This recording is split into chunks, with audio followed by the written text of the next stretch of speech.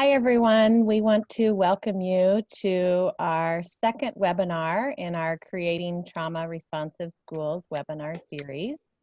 This is Trauma Informed Skills for Educators, Part 2, Trauma Responsive Skills and Strategies. My name is Kelsey Schmitz. I'm the School Mental Health Lead for the Northwest Mental Health Technology Transfer Center Network. And I'm located at the University of Washington Smart Center, the School Mental Health Assessment Research and Training Center. And next slide. This is just a quick disclaimer that the views, opinions, and content expressed in this presentation do not necessarily reflect the views, opinions, or policies of the Center for Mental Health Services, the Substance Abuse and Mental Health Services Administration, or the U.S. Department of Health and Human Services. And as a reminder, we are doing 6 webinars, and this is our second webinar. We have some limited space. We're limited to 100 participants in our webinars, but we are recording the webinars, and you can access the links to the recorded webinars below. And the PowerPoint for this webinar was also sent out in the reminder for the webinar today. You can see on this slide that we have several more webinars, and I would just encourage you, if you see any that you are interested in, please go ahead and register if you think you might attend live. If you don't think you'll attend live, we've got about a 2-day turnaround before we get these posted online. Please hold those spots for people who might be able to attend live if you're not able, and catch the recording a couple days after that. All right, next slide. So I want to share with you just for a few moments about the Mental Health Technology Transfer Center Network. I know by reviewing the registration that some of you are located in our Region 10 Northwest Mental Health Technology Transfer Center, there in the upper left of the United States. But there are 10 other regional centers that also have school mental health supplements. So if you aren't in our region, I would encourage you to reach out to your school mental health lead in your region, or you're welcome just to reach out to me and I can put you in contact with them. You may also, no matter where you are, access the resources, tools, and materials that are being developed related to school mental health from each of these centers. And you can get that information by going to the MHTTC Network website at mhttcnetwork.org. You can search for your center, and you can search for other centers. You can search for trainings and events that you can join. There's also products that are being created. In addition to the 10 centers, there is also a National American Indian and Alaska Native MHTTC, as well as a National Hispanic and Latino MHTTC who have associated school mental health supplement projects as well. Next slide. So at our Northwest MHTTC, which serves the Region 10, that includes Alaska, Idaho, Oregon, and Washington, our goals are focused on providing direct training and technical assistance on the implementation of mental health services in schools, building infrastructure and creating learning communities, and supporting educational leaders to promote mental health for all. Next slide. So our key staff on our school mental health supplement at the Northwest MHTTC include myself, Megan Lucy, who many of you received communication from about the webinar, and our project director, Eric Bruns. Next slide. So we just encourage you to reach out to us. You can email either myself or Megan, give us a call. Please visit our websites if you're interested in additional information and resources. We have other webinar series. We have a monthly newsletter that we push out. So you are welcome to sign up for that newsletter as well. Next slide. Evaluations, these are very, very important to us. Not only are they required by our funder, but we utilize this information to refine and inform our professional learning opportunities. It just takes a couple minutes for you to complete these, and it really helps to communicate to SAMHSA the need that is out there for this type of workforce development support. These evaluations are voluntary and anonymous, and we will take a few minutes at the end and ask people to fill out the survey. If you have multiple people attending together to watch the survey, we just ask that each person fill out the evaluation, and we will put a link in the chat box, and you will also get a link in your follow-up email from this webinar. We would also ask that if you have questions that you use the Q&A feature that's below. We're going to be monitoring those and try to respond as timely as possible. But if we can't get an answer to your question during the live webinar, we will follow up with you. We had a couple that we did our last webinar, and so if you do have a question, we want to make sure that we get it answered, whether it's live today on the webinar or in a follow-up email. Next slide. So we are very honored to have facilitating these webinars our colleagues Vivian Villaverde and Pamela Vona. And at this point, I'm going to turn it over to them and let you hear a little bit more about each of them and the work that they're involved in. Wonderful. Hello, everyone. Thanks for joining us today. Just to give you a little bit of background about who we are in the event that you weren't able to attend the first webinar. We're both here from the Treatment and Services Adaptation Center for Resiliency, Hope, and Wellness in Schools.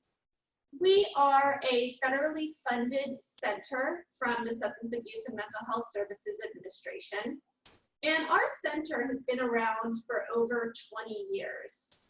And really, the original focus of our center was to develop what are now some of the most commonly used evidence-based practices for trauma designed specifically for implementation in the school setting. And these may be interventions that you've heard of, like the CBITS intervention, Bounce Back, or SET.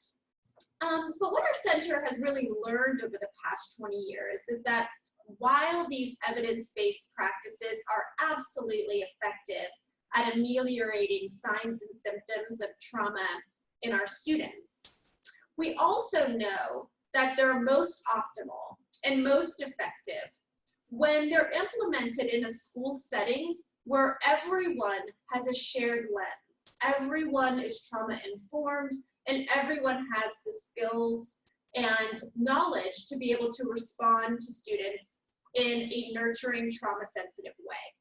And so that's really what the focus of today's webinar is about, is how do we begin to disseminate that shared understanding and actually equip all school staff with skills to be able to respond to our students in a way that's trauma-sensitive. And I'll also let my colleague Vivian just introduce herself. Okay. So again, my name is Vivian Villaverde, and welcome. Thank you for joining us today. And I am a part of the center, and I've been part of it for the last 3 years.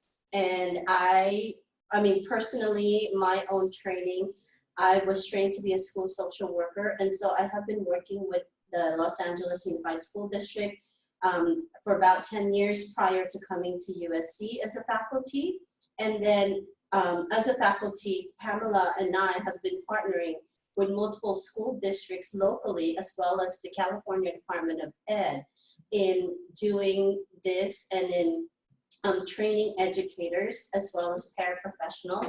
And we're also moving into the security officers as well, the SROs and the school police. So that's something that we're working on, but really just supporting and consulting in terms of how do you translate the trauma information, the trauma knowledge into usable skills in the classrooms as well as in the campus as they interact. And so we're moving into part 2 of this training, which will discuss or address those skills and strategies. So I'll hand it back to Pamela, who will start our training. Great. All right, so here it is. We're going to start talking about concrete skills and strategies for all of our educators.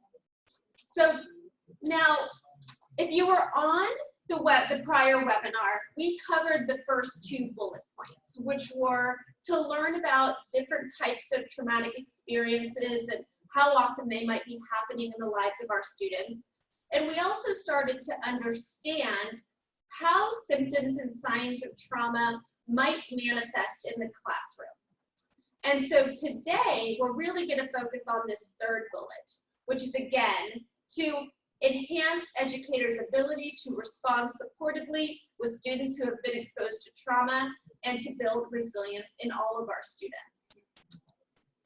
And so really, when we talked last time, when we talked about SAMHSA's 4 R's of being a trauma-responsive school system, we covered realizing the impact of trauma and recognizing signs and symptoms. So in alignment with this definition by the federal government, we'll be working on the second 2 R's, which are to respond by integrating trauma-informed principles and to resist inadvertent re-traumatization of our students. All right, so let's just quickly review a couple of key points from the last webinar. And this is where we talked about what's happening in our students' brains when they experience an event that might be traumatic for them. And remember, we talked about this green area, the amygdala, being the region of the brain that detects threat and sets off an alarm when a threat is identified. And often what can happen is when that amygdala fires so powerfully, it can knock off other regions of the brain, such as the hippocampus and the prefrontal cortex. And as we discussed, the hippocampus is a region of the brain that helps us regulate memory and our emotions. And then the prefrontal cortex is the region of the brain that helps us plan, use logic, problem solve. So what does that mean? That means when we have an acute traumatic response, that means it's our survival brain, the amygdala, that's really responding to the event, and our thinking brain, which we think of collectively as the prefrontal cortex and the hippocampus, it gets knocked off, which has a very valuable, it happens for an evolutionary reason. If you think about it, it's because if we are in danger, we need to be able to respond instinctively. And that's why the amygdala takes over and our thinking brain does not respond in that situation. And then we talked a little bit more about our students who might be experiencing ongoing stress. And we reiterated the idea that our brains can somewhat be like a muscles, and the more we utilize a particular region of the brain, the stronger it gets. And if we're not utilizing other regions of the brain, they don't have the opportunity to be as effective as we would like them to be. And so for our kids who are in these chronically stressful situations, what happens is that survival brain, that amygdala, gets stronger and stronger and better at its job. But we know the unintended consequence of that is that our students' hippocampus and prefrontal cortex may not be operating as optimally as we would like that to happen. So let's keep that in mind. And we talked about this pathway, right? That if we have childhood exposure to ACEs and trauma, we know that can lead to what we call proximal outcomes, which are poor academic performance, emotional difficulties, and social impairments. And then in the long term, we know data shows us that this leads to long-term chronic health problems, lower rates of employment, and even higher rates of incarceration. So it's really our job to intervene as a trauma-responsive school in order to shift both the proximal outcomes, how students are doing today in their classes, in their communities, and into long-term life outcomes for students, which is better health outcomes, more stable employment, and lower rates of incarceration. So what we're going to do today is align our trauma-responsive strategies with the principles of being trauma responsive. And so in order to do that, we first need to think about this concept of resilience. And I'm sure this is becoming a really big buzzword, but this is the definition. Resilience is defined as the ability to effectively cope with, adapt to, and overcome adversity, stress, and challenging experiences. And I think we've all heard and all seen that not all students have the same level of resilience. Certainly 2 students can experience the same difficult experience, while one student is able to bounce back pretty quickly, another student may struggle longer.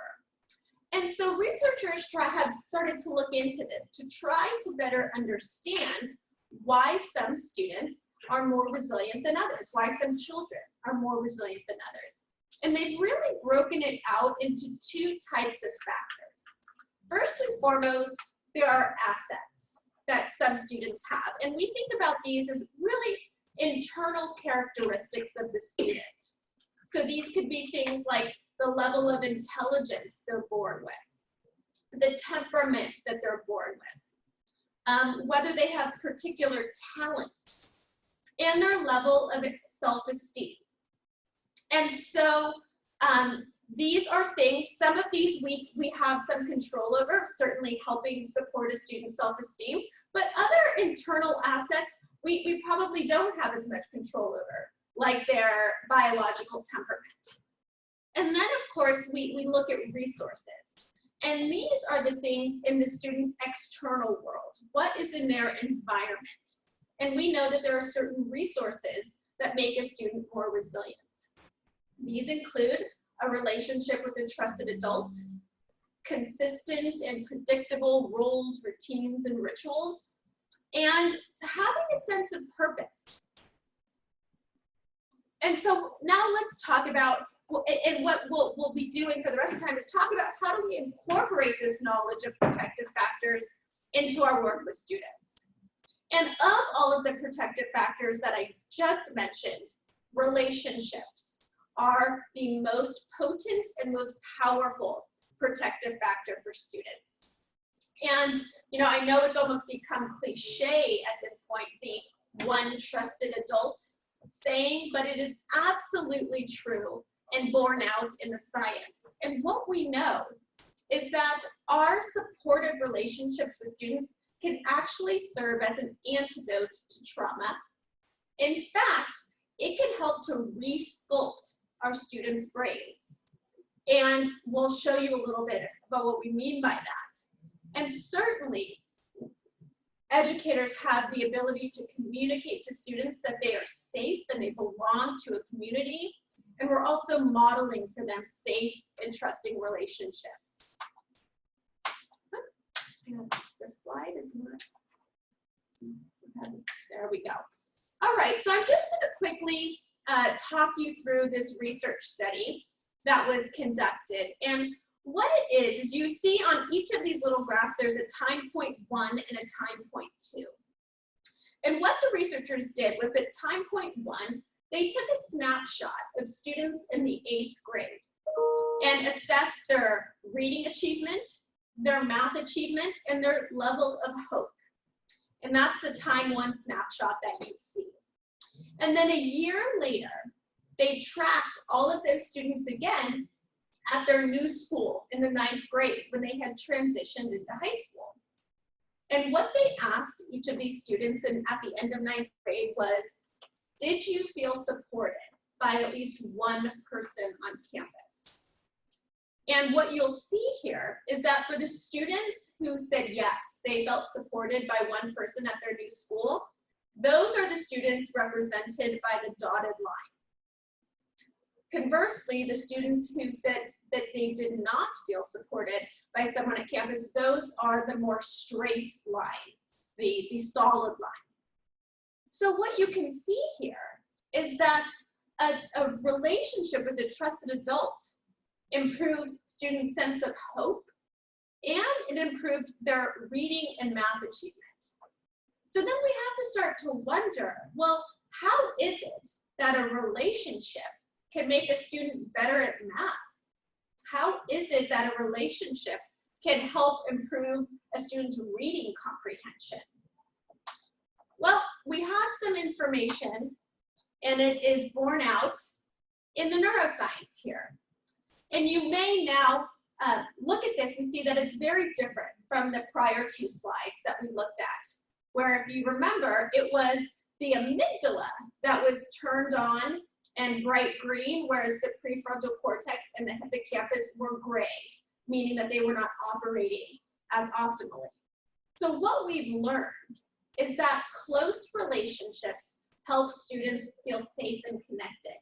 And in fact, close relationships release the chemical oxytocin, which is a feel-good, connected chemical that helps us feel close to other people and feel safe.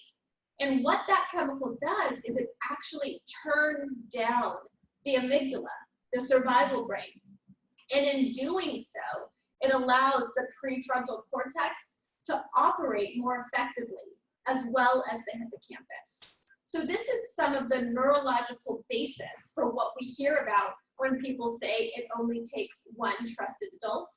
Well, one trusted adult can help to rewire and re-architect a student's brain.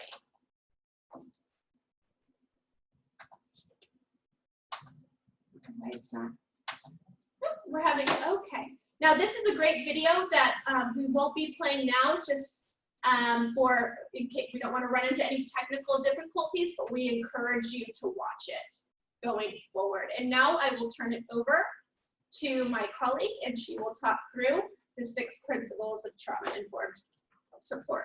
Okay.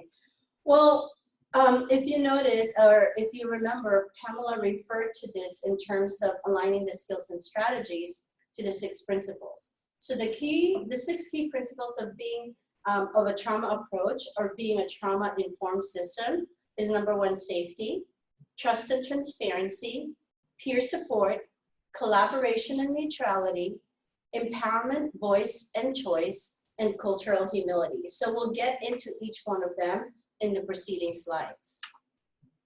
So let's start with the principles, safety, the principle of being safe, providing safety. So when we talk about safety, it's all about providing an environment that feels safe to the individual. And so that includes physical safety, psychological safety, access to support, and modeling of calm behavior.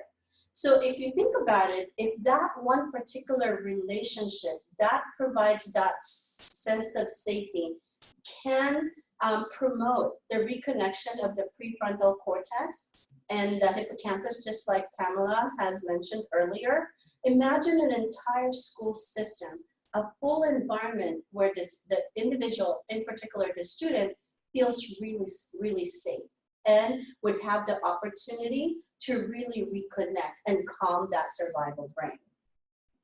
And then next, we are looking at trust and transparency.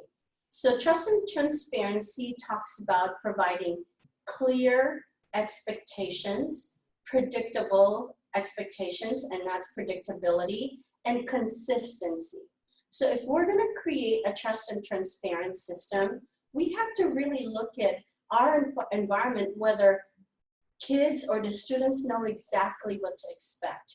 If things go wrong, they expect that the adults are going to be there to address the situation and keep everyone safe.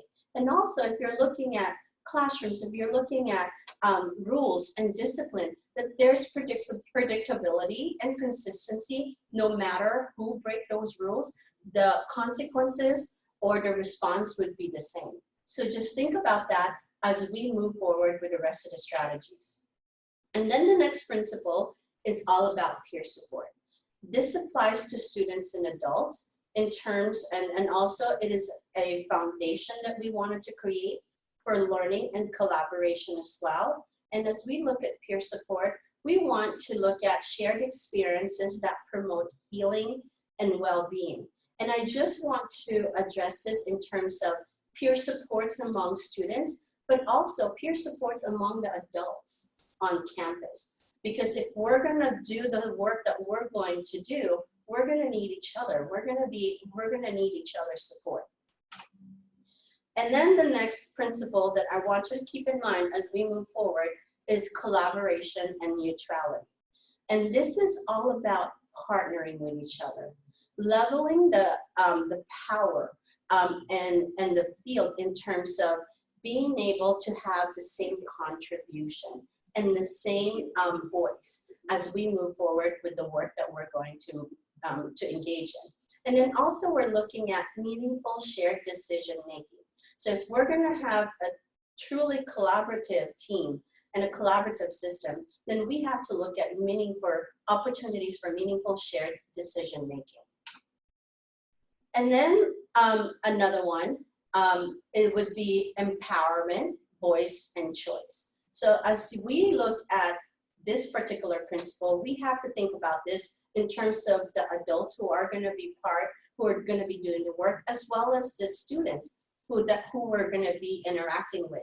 So providing opportunities for success, engage in decision-making, encourage students to identify their own resource, and acknowledging success. So this is really supporting that notion of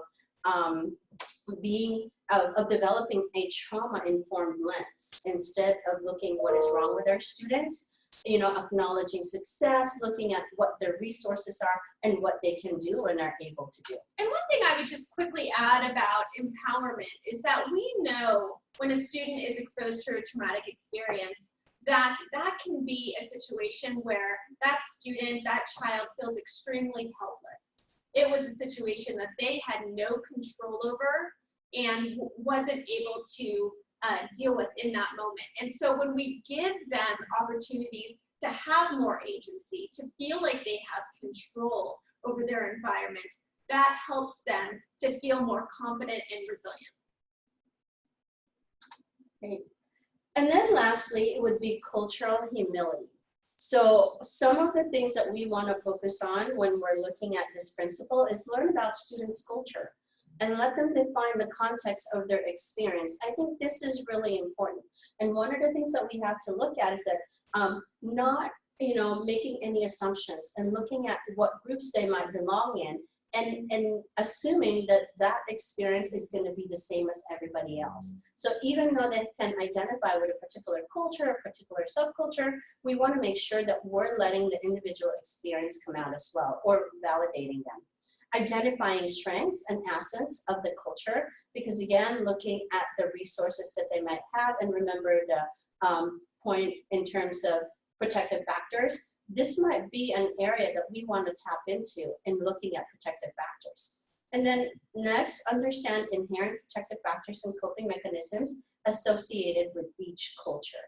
And looking at, in particular, with the coping mechanisms, I think each subculture or each cultural ethnic groups might have particular practices and traditions, and we might want to look into those and tap into those. And lastly, we must be very aware of our own biases and its manifestation.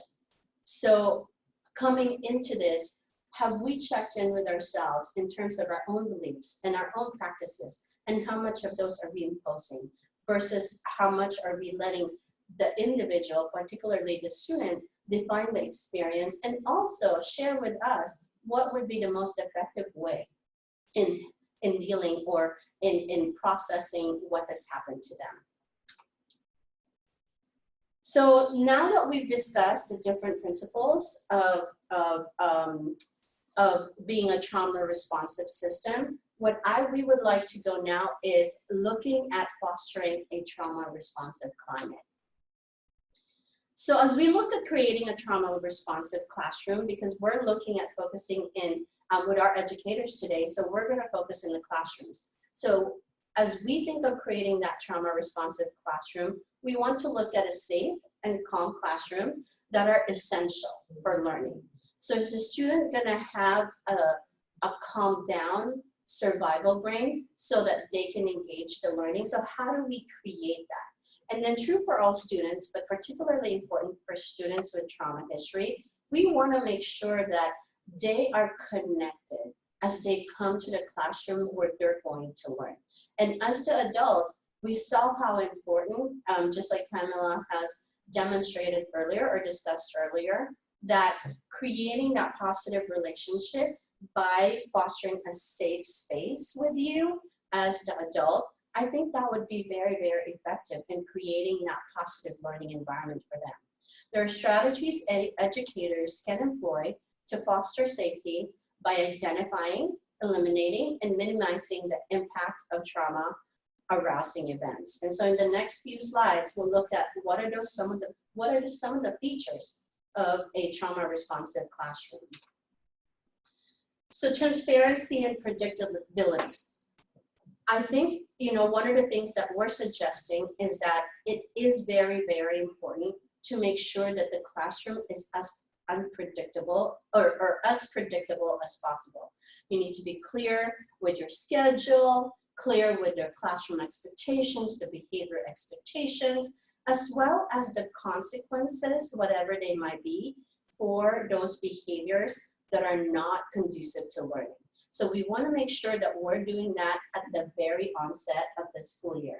Because if you're going to try to have the clear expectations later on, then that might, their habits might have been formed already, and that's going to create some conflicts later in the academic year. So as soon as you're able to start your academic year, I think that's where we want you to have those clear and transparent rules and expectations, and discussing as much as you can of anything that might become of an issue in the classroom. So, kind of preempting things that might potentially arise so that the students know that you are aware that the classroom might have some issues, but you're on top of it, and that you're going to be responsive and you're going to be consistent with your response as well. And the other key rationale for this is because we know that many of our students aren't living in homes or communities where things are transparent,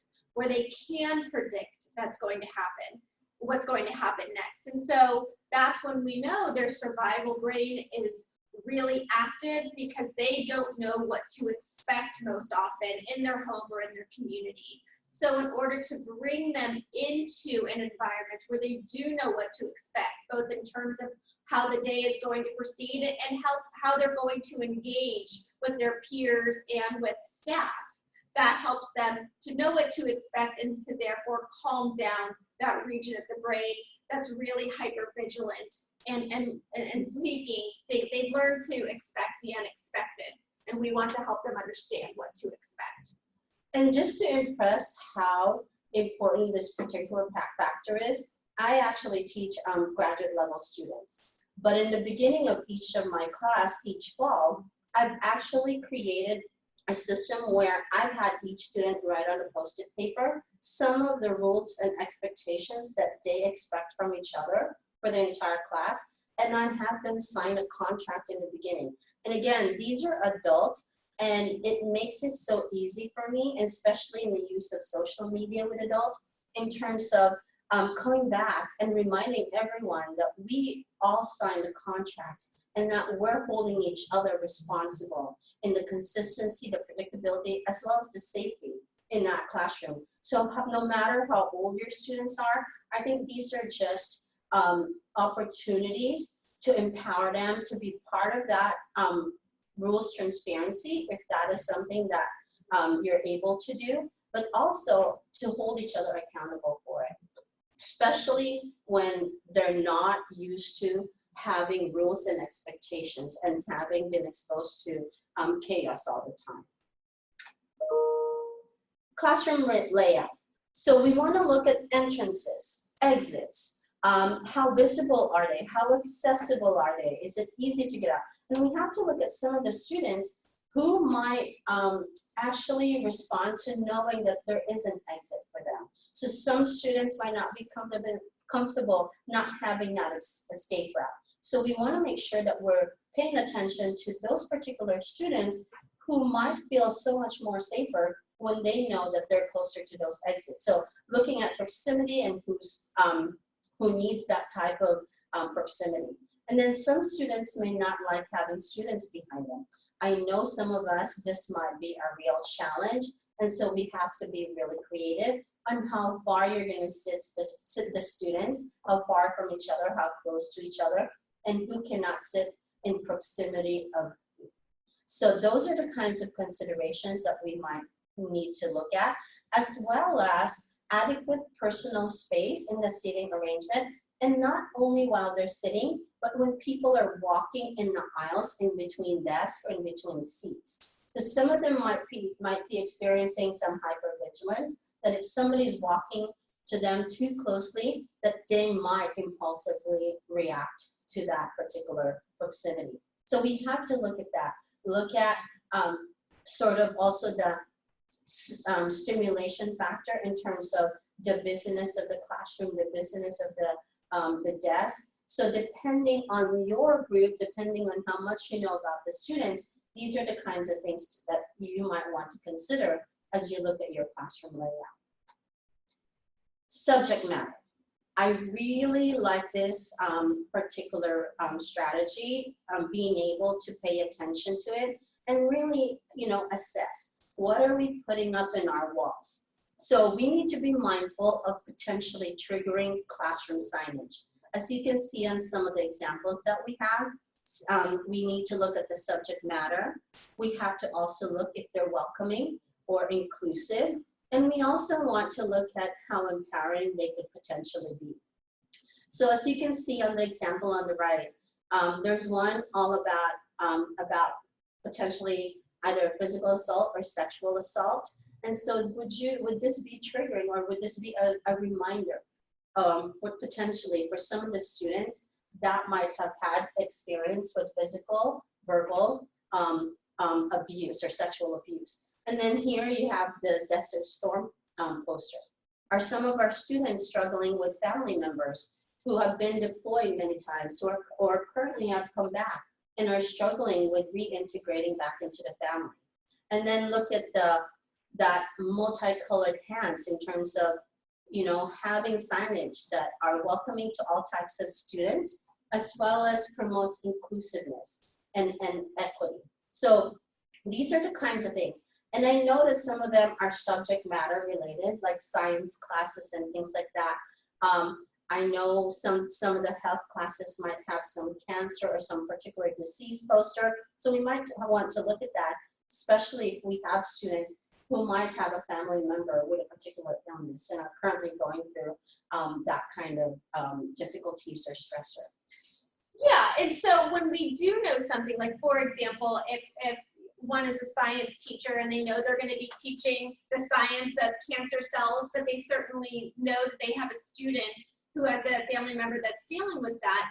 I mean, ideally, teachers can engage in what we call a check-in and check-out to let the student know in advance that this is the subject matter we'll be talking about today. It could be upsetting. I'm here to support you, or if you need support, please let me know. And also kind of checking in with them after class. How did that go? Is there someone you'd like to go talk to? Of course, we can't always know whether the subject matter that we're teaching or the issues we're addressing serve as a trigger, but we can always be mindful that there are things in the environment that can unconsciously be causing our students to go into that survival brain mode, and we need to be mindful about those things. Yeah. And so one of the things that I really want to point out, as you see, we're looking at the classroom climate here, but just by engaging in all the activities that we've suggested in terms of discussing it, having the students provide information, whether this is a reminder for them, giving them the opportunity, you're already engaging in the principles that we've talked about: safety, transparency and predictability, empowerment, cultural humility. So as you can see, and within that classroom, creating that trauma responsive classroom environment, you can apply all that principles that we've talked about earlier.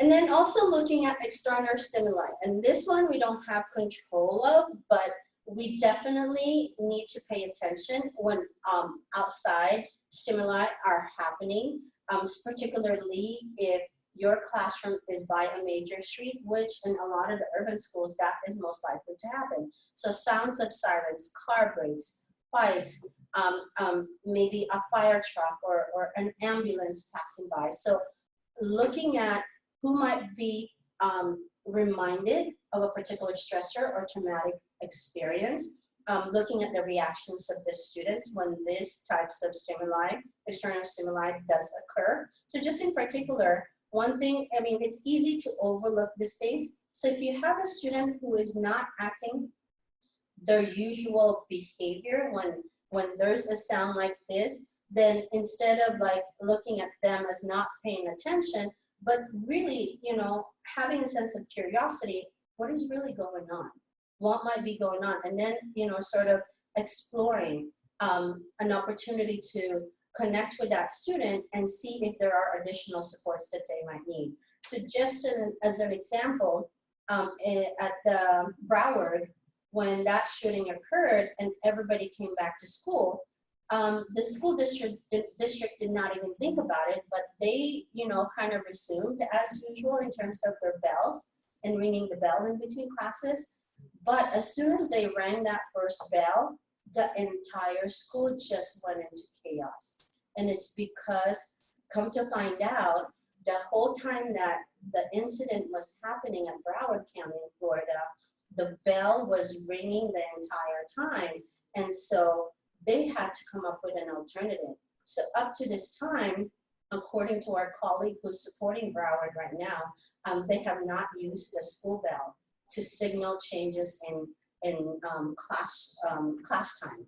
So they actually had to make sure that they come up with an alternative. So it was sort of a hard lesson learned for all of them, because they had to do a lot of debriefing that first day that they were back. Okay. Expectations for peer-to-peer interaction. So this is another one. We've kind of mentioned proximity. We mentioned about that. And then we looked at peer supports when we talked at the principal. So fostering a collaboration, create a culture of support, of collaboration, and then set clear parameters. And again, that talks to safety, transparency, and empowerment. And then being mindful of students' conflicts when making group assignments. Who are we grouping together?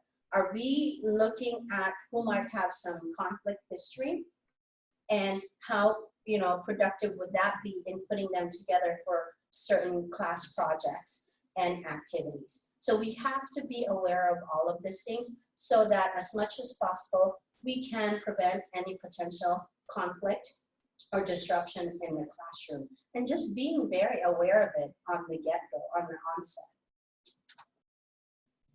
And then educator-student interactions.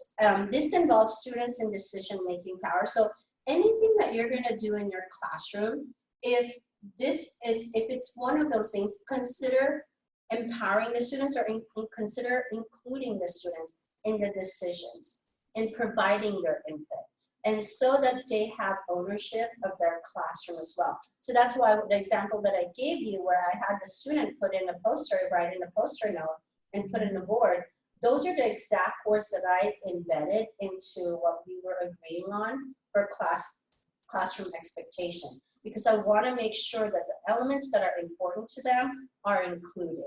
And then looking at physical space, the stands, and if you notice on the picture, on the image, the adult is standing behind the student.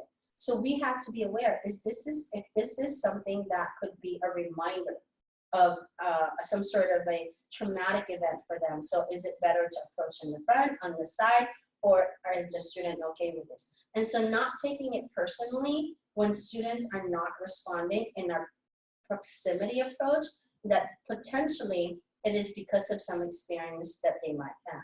And then again, tone of voice is very important as we communicate.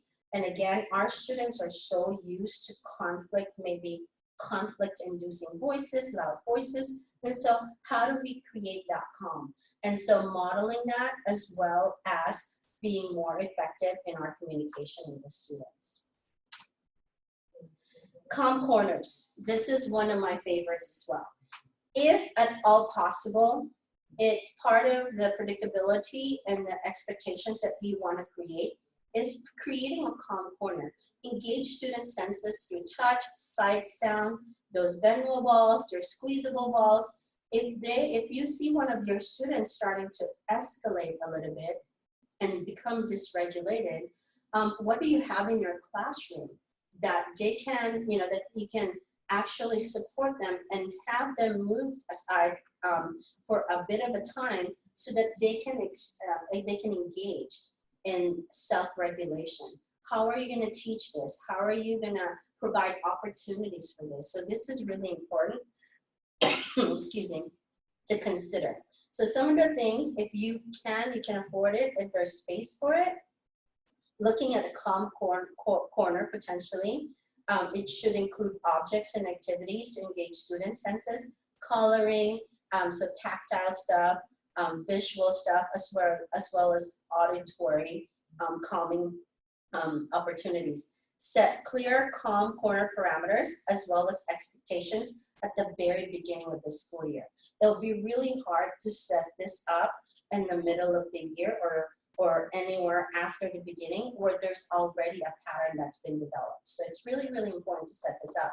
So some schools are being very, very creative about this. So I think one of the things that we suggest is like having this discussion with your colleagues and your peers, because I think what we find out every time that we do this training is that some of the teachers in your campuses are engaging in this already, but they're just not talking about it. So these are great way to really collaborate and share each other's practices.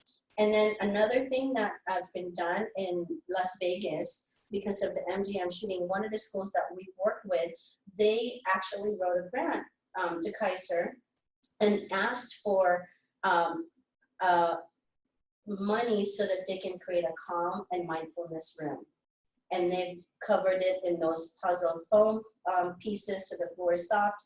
They have yoga mats, they have fuzzy, different tactile, different texture pillows, as well as a video playing mindfulness activities, yoga, music. And so they've created a culture at the school that if they need a 5-minute break, that they can ask for it and they can get a pass or be escorted to the mindfulness room. And students started effectively using them so that they could prevent any type of big blow-ups. And so what they've also discovered are that teachers are also using it. So it's become a shared space for both adults and students as well. So that is a definite culture shift for that school. Yeah, and I just want to emphasize the calm corner rationale is really based on two things. First and foremost, we want our students to be able to start identifying signs and symptoms of dysregulation in themselves. So if they realize they experience some fidgeting or some anxiety in their chest, they're able to communicate that, maybe it would be a good time for them to go to the calm corner and engage in some calming activities. And additionally, the other piece of it that we know is that when we engage in some of these sensory activities, that has a calming effect on the survival brain. So it leverages both that self-knowledge about their own signs and symptoms of dysregulation and the science around regulation. And just, as Pamela changes the slide, I just want to kind of remind you, remember in part one, we talked about Bruce Perry.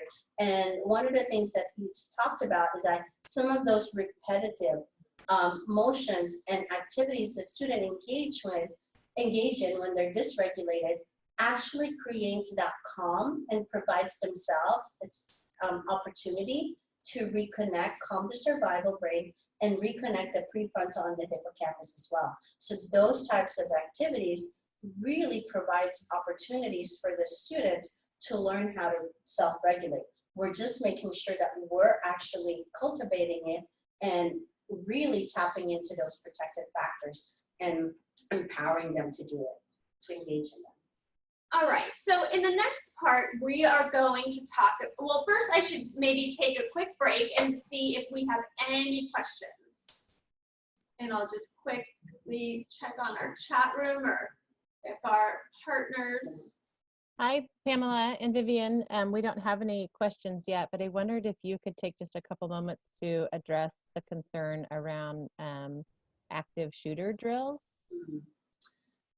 Yeah, so this is certainly something that's receiving a lot of attention and that our partners at the National Child Traumatic Stress Network are trying to better understand and resolve.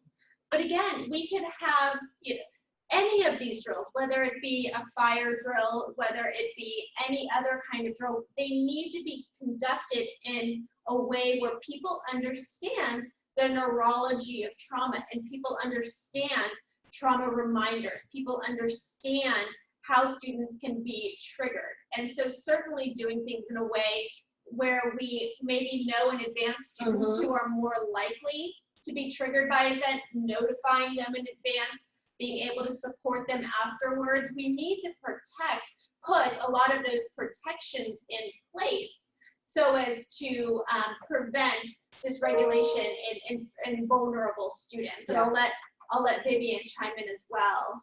So one of the things, I think now that we've discussed the principles of being trauma responsive as a system, we can always fall back into those principles and looking at the safety to the predictability. If we're going to do any types of drills, and I agree with Pamela that it's not just a shooter drill, because if you think about it, in Paradise, in Northern California, because of the devastation of the fire, those individuals, the kids and the students and the adults, are not going to experience fire drills in the same way again.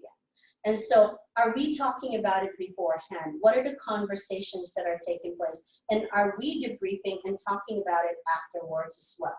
Because I think given the opportunity to know exactly what to expect, what's going to happen, is part of what we need to look into if we're looking at safety, predictability, empowerment, and providing them opportunity to ask questions, and also have the safety net afterwards to be able to debrief, have the discussion. So NCTSN actually came up with a publication, that's the National Child Traumatic Stress Network, of providing a guide in terms of for parents and for the educators as well, in terms of conducting drills and what are the discussions that should take place. And I think the communication needs to also be extended to the families, because those students are going to come home and the parents are not prepared to have the conversation, or they don't have the conversation information to utilize. And so I think sending information beforehand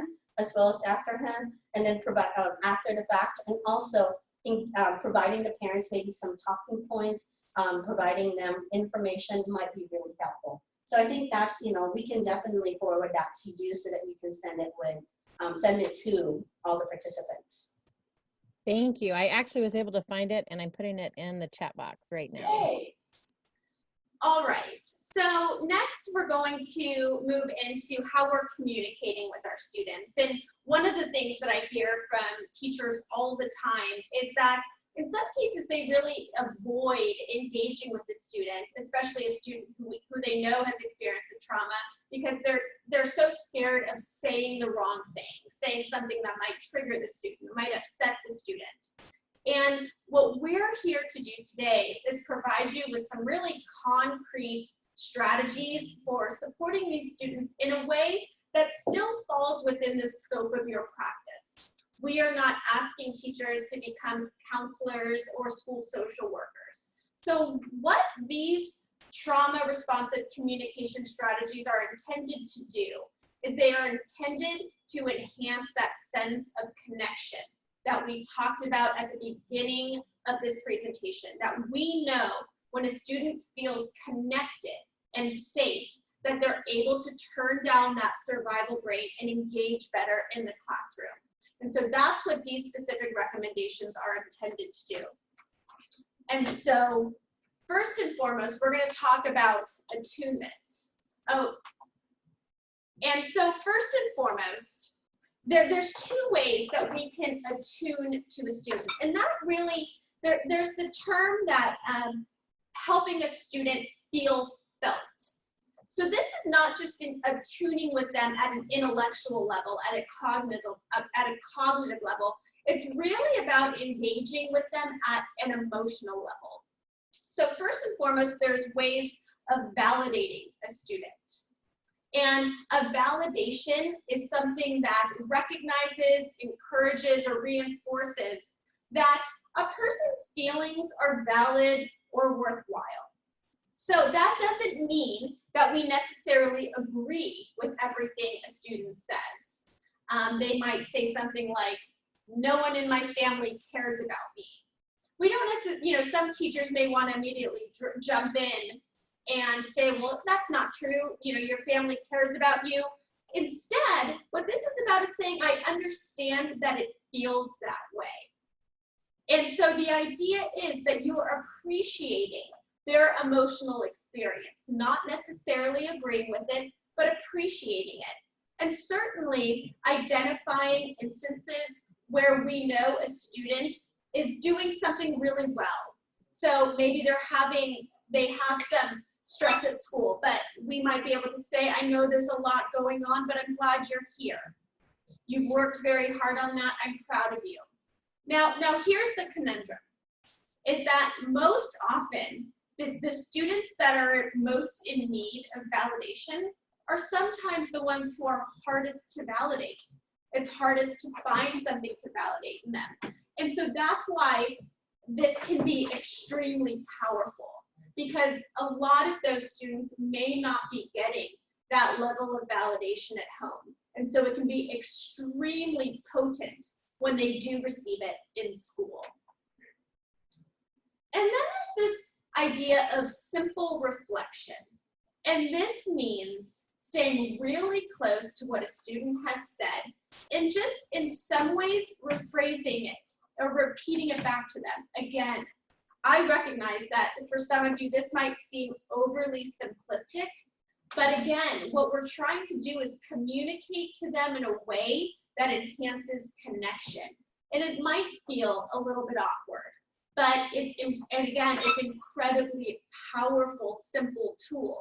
And so a student might say, I really want to leave today, everyone's on my case. And you just might be able to reflect back, it's really hard for you to stay here today, right? And so again, that might seem very simple, but the idea is that, they're so used to getting pushback, right? They're so used to being told that they're wrong or they're incorrect or that they're doing something wrong, that it can be very, very healing to know that what they're experiencing makes sense and is understandable. And remember when we talked about in terms of making sure they're being heard and that we are validating their own individual experience of the situation. So in light of that, with a simple reflection, you're just letting them know, I hear you, and am I hearing you correctly as you reflect back? Is this exactly what you're trying to tell me? And so I think there's power in that in terms of really giving them the control on how to let you into their experience. Reflection of feeling. Here's why this is so valuable.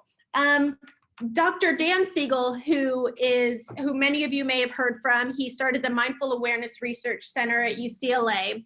He has this phrase called name it to tame it. And I really like that because the idea is that when we are able to name what we're experiencing, we inherently have a little bit more control over it. And so when we help our students identify their feelings, it helps them to feel a little bit less out of control. So for example, a student might say, I really want to leave school today. Everyone's on my case, but I know if I do, I'll get in trouble. And sorry, this is on the wrong. I don't know why it's, oh, there. This is, sorry, we had to. So the idea is that everyone's on my case. And you may say to them, you seem frustrated. You're feeling overwhelmed. So not only does it help them identifying it, it helps them know that what they're feeling is okay in the moment. And so that can be very empowering. And again, helping them feel connected to you and helping them feel understood by you. And this was the slide that I was just previously on, a double-sided reflection is also a strategy for helping them to identify their ambivalence about a situation, something that might be confusing to them. On one hand, I feel this way, on another hand, I feel this way. And again, just reflecting back that sense of confusion or that sense of ambivalence helps them to see that maybe it's not so wrong that they have these complicated feelings. And that is, I think, particularly valuable as adolescents start to experience a more complicated world.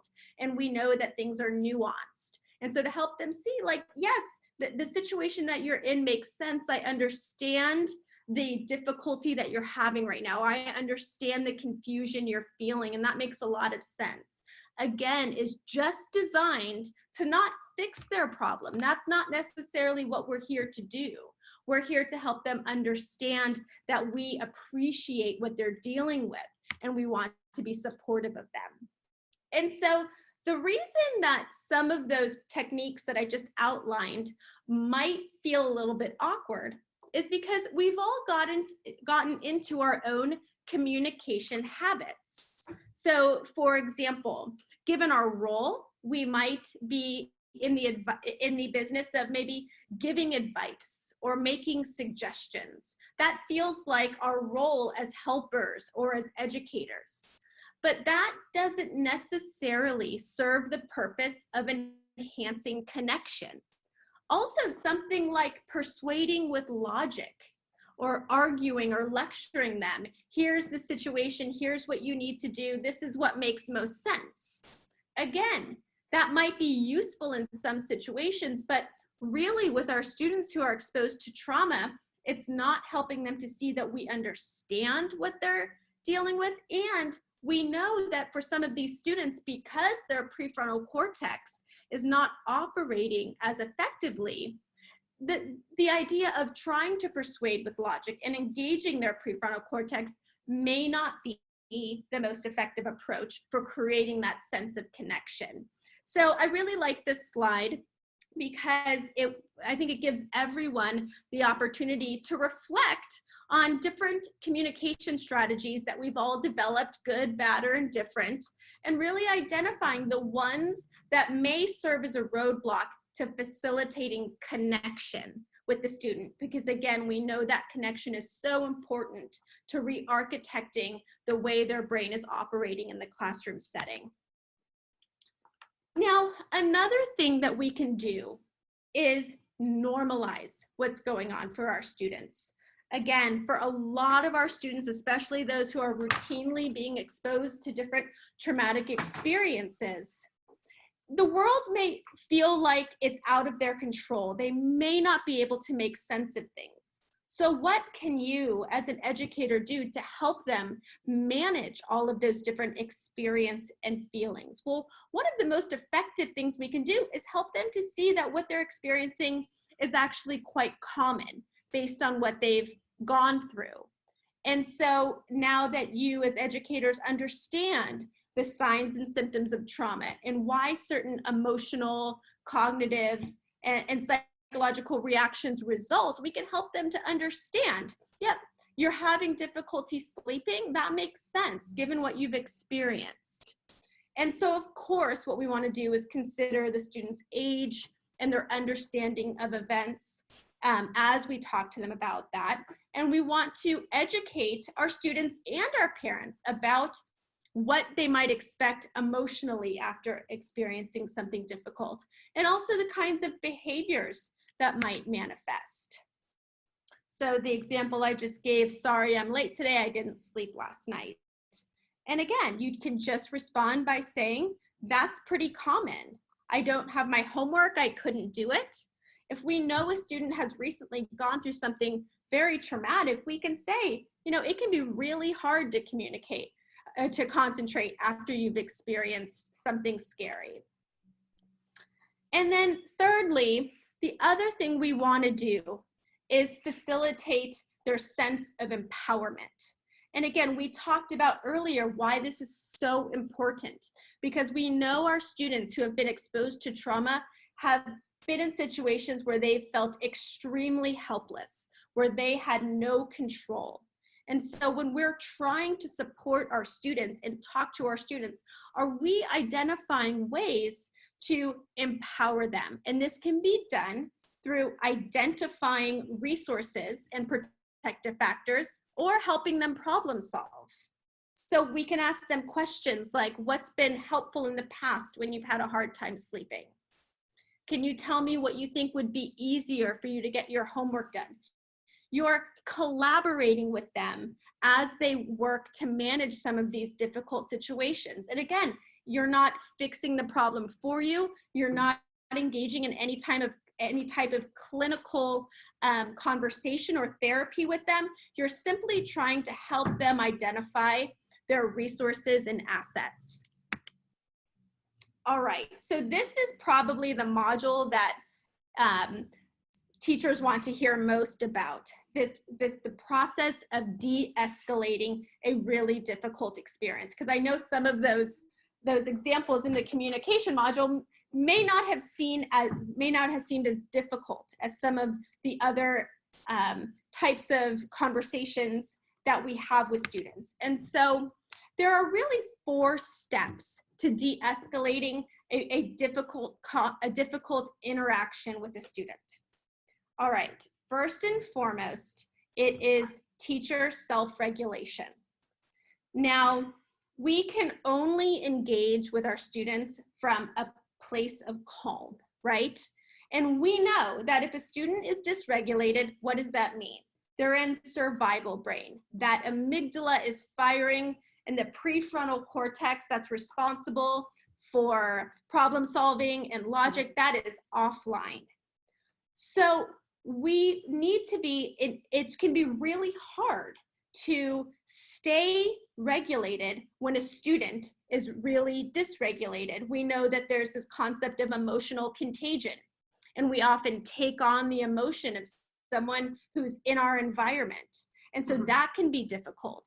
Additionally, here's the reality is every day a teacher goes to work, they go in with their own past experiences, as well as their own set of current life stressors.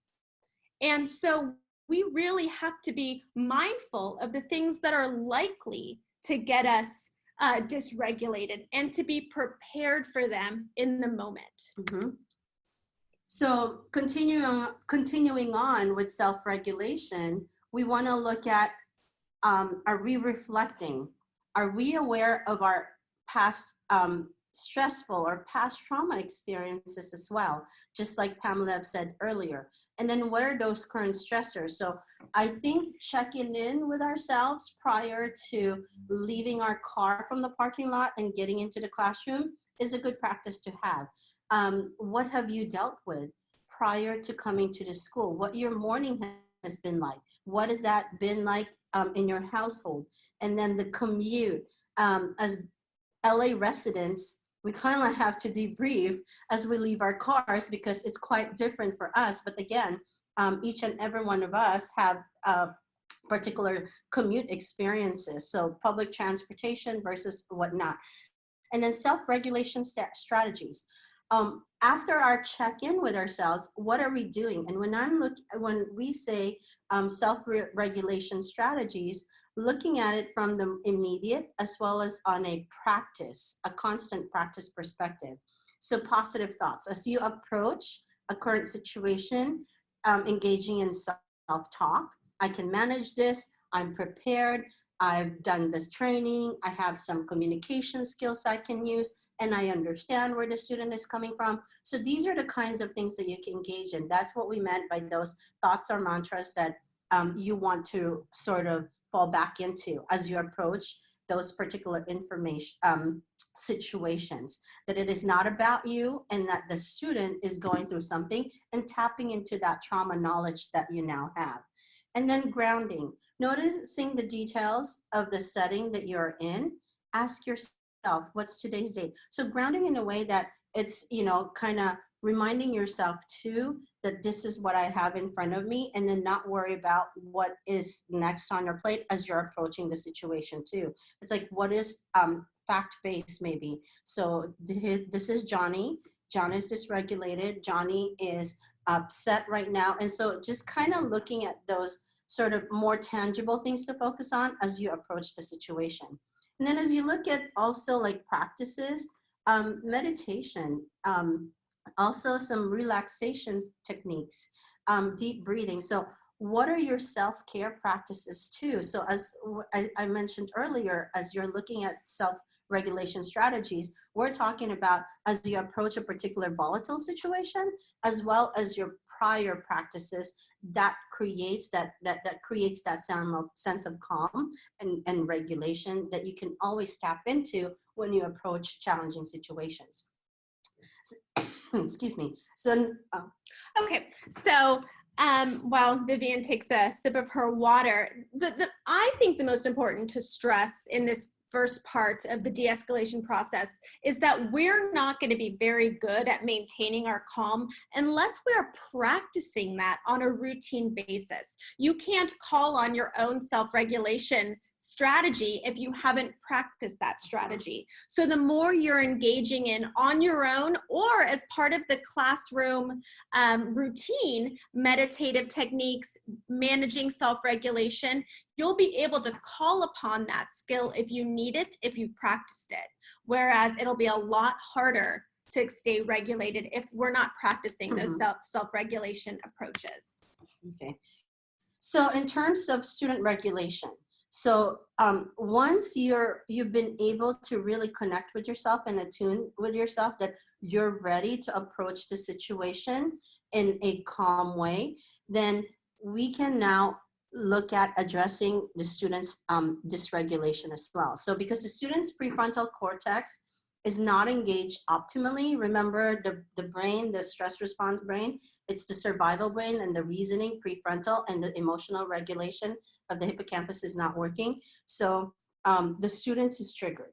And the reason that they're not successful right now and the reason they're engaging in this behavior is because they're re-experiencing whatever trauma that they have. So the students is in that flight or fight response. It's activated. And so us knowing that and approaching in that way, we know how important our regulated approach would be. So the key thing is to help them understand that they're in a safe and supportive environment. So we love our new illustration with this student being held sort of in a calm and safe way by these two hands.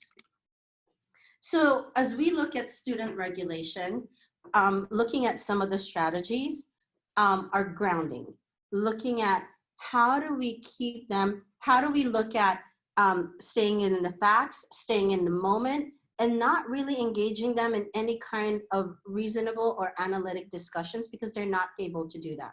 So ask the what, the why, the who, and looking at that. And then also looking at potentially, reminding them of some of the relaxation techniques that you've taught them in your calm corner. That's why those kinds of things are really important because then it's easy recall when they're dysregulated. Distracting them, redirecting the students, drawing, again, engaging them in this calm corner with their other stimuli, just auditory, visual, as well as tactile calming activities. And then modeling. So that's the part where it's so important for us to be regulated when we approach our students who are dysregulated because you want to model that. And then you can also engage some of those communication skills that Pamela have talked about. Just simple reflection, not asking for details, but just letting them know that you're hearing them. No, the students, the more you provide the students practice for it, the better that they can have recall and utilizing those calming and relaxation techniques as well. So what you're trying to do is really attune, like encourage attunement back with you as the adult. Students are still in the process of calming. They're not ready for a full deep conversation or analysis of the situation. It's just reconnecting back with them. You're not they're not ready for the problem solving, but just affirm, validate, use the communication skills, the non-judgmental communications. Because again, just like what Pamela said earlier, when seen, heard, and understood, people shift from stress to rest. And so we want to calm that amygdala. So resolution, when a student is calm and cognitively available, so this is when they can have that eye contact with you, they're calmly breathing now, there's an expression of curiosity, there's a two-way conversation, that's when you start to look at what's happening. But you don't want to go to this part, to this sort of resolution part until they're attuned and they're a little bit more calm.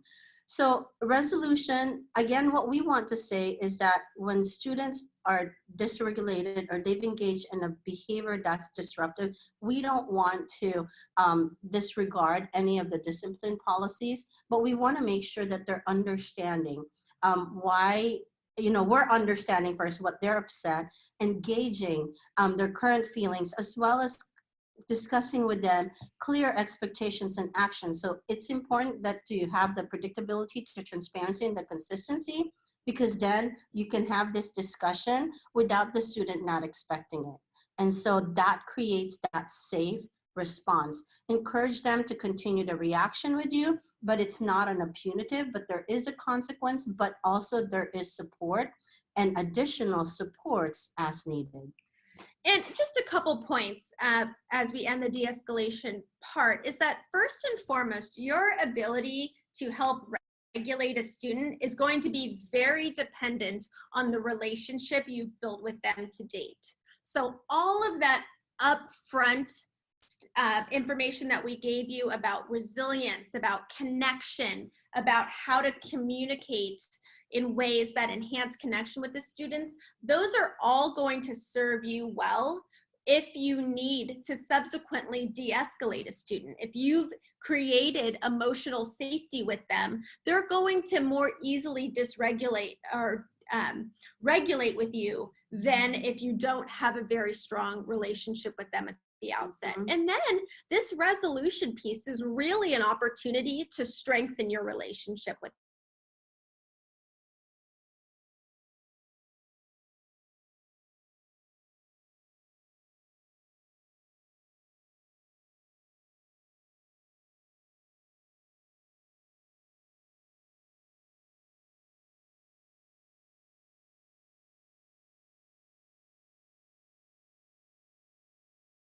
for the student. They may never have experienced a situation where someone is still caring for them and engaged with them even after they've done something that was disruptive or difficult. And so this can be a very powerful part of the de-escalation strategy.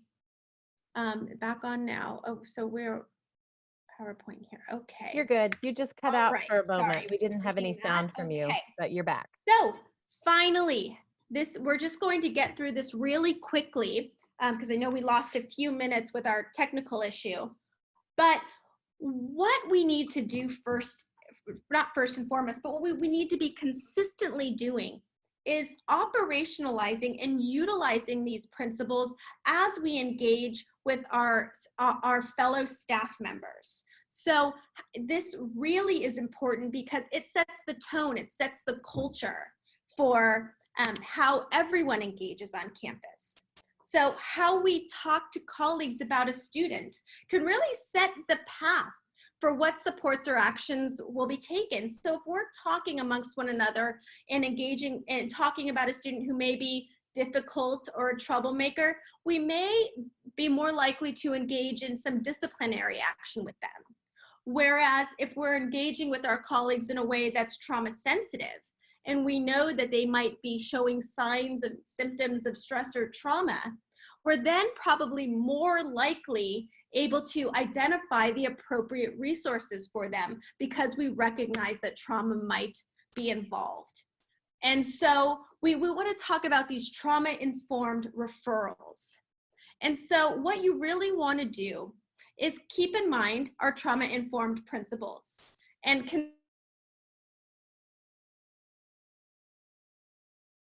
identifying strengths and protective factors that a student already has. When we are maybe engaging with the student and caregivers about resources or disciplinary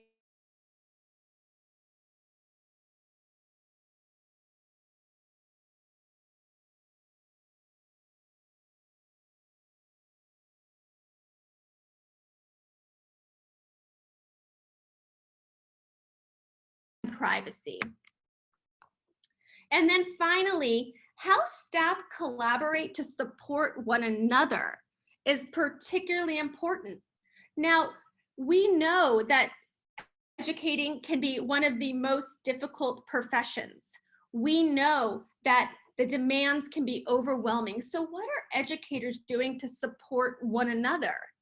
And guess what? It's not a whole new set of skills. All of these skills that we talked about, affirmations, validation, reflective listening, normalizing, empowering, are we doing that with our colleagues?